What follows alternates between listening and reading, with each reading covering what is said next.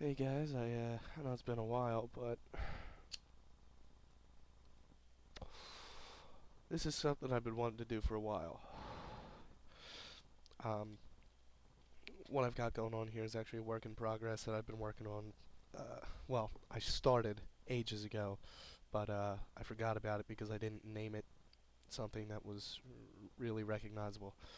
But something that tends to give some people trouble is capture the flag maps. And on a side note, I apologize if I sound a little fucked up. My sinuses are a bit stuffy because I've got some strep throat going on, and I know I'm so smart for smoking, but anyways, capture the flag maps can be tricky just because you don't know what has to be what. But the main things I want to point out is for spawns, this here is a blue particle fountain. See that? It's object type 9029.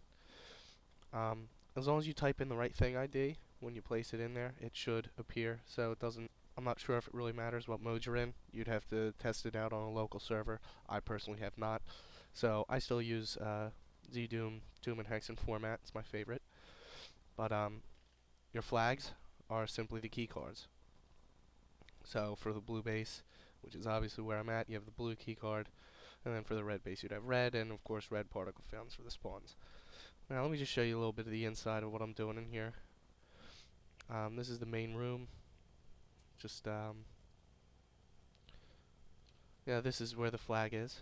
Uh, this little this thing gets sloped up. It actually looks really cool in game.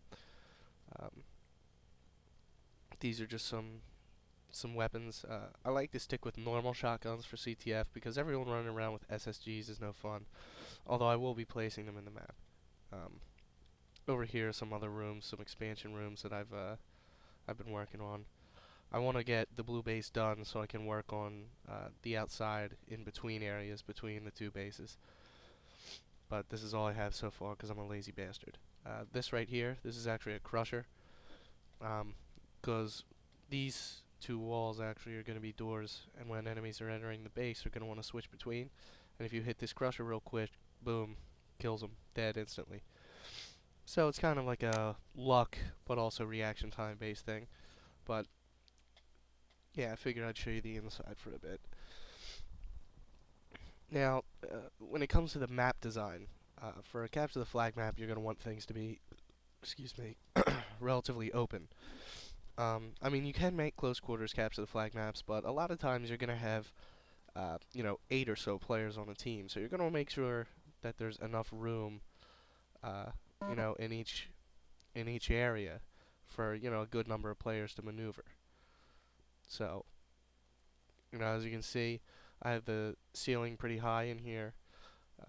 I have nice open floor space, wide steps.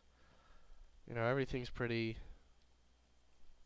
friendly to movement for multiple players.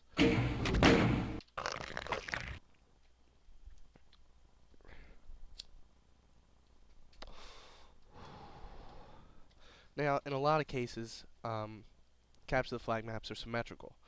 So, let's say I was finished blue base, which I'm not, but just for sake of example. One of the easiest things you can do is select it, copy it, paste it, and then hit this button right here, which is the flip. And I usually like to flip and also vertically flip, so that they're symmetrical but also vertically inverted. And then I link them up likewise. I usually pick a nice large distance in between,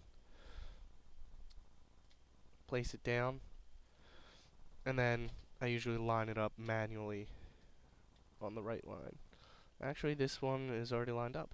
So this here is actually already a good start and upgrade to my map, but I want to finish blue base before I actually do this step, because what you do is, if you look around, you'll notice that all the border textures and wall textures are related to the blue team, so that you know where you are in the map. I'm sure you guys have played Capture the Flags, and you know how that works.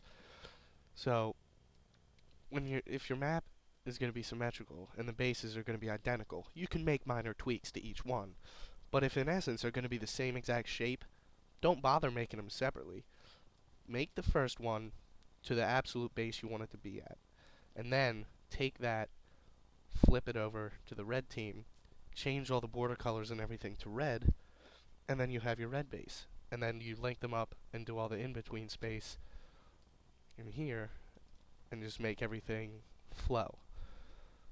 And, I mean, that's pretty much it.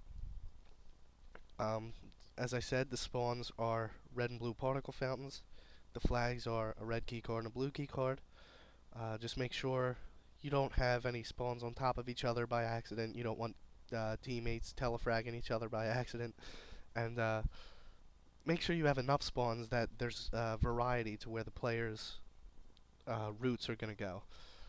Because you don't want them all to spawn in one area where everyone's going to be going one direction. You want to kind of keep the players guessing as to which way the enemies are going to be coming trying to take their flag. When it comes to power weapons, I normally wouldn't put a BFG in. I'd stick with shotguns, SSGs, chain guns, rocket launchers, maybe a plasma gun. The plasma's good.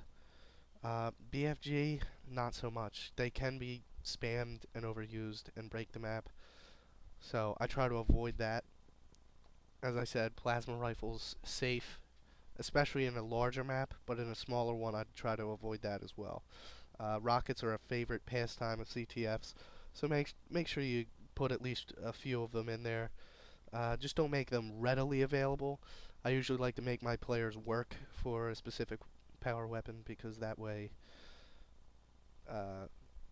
if it's not as easily accessible, they're only going to go for it when they really want it, which will keep the gameplay balanced and flowing and keep the playing field level. But outside of that, that's pretty much it, and I'll see you guys next time.